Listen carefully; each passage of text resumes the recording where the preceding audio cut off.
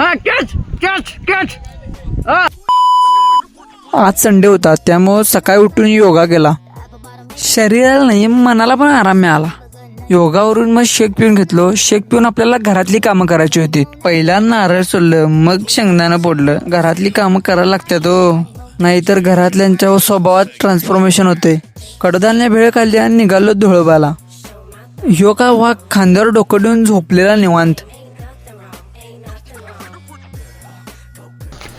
वातावरण असले शांत आहे, शेवटच.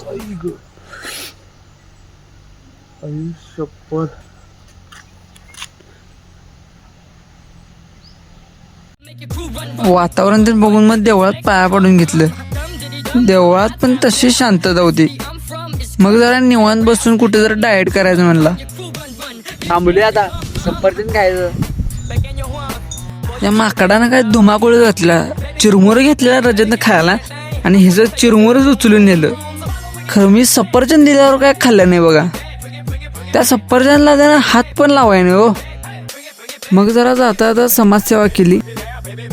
संध्याकाळी मग घराकडे येऊन बॅडमिंटन खेळलो. कार्डिओ पण होते, मज्जा पण होत्या. झाली की हो, आणि काय पाहिजे. घरात येऊन मग शेक पिऊन घेतलं आणि ही आजची बॉडी कंडिशन.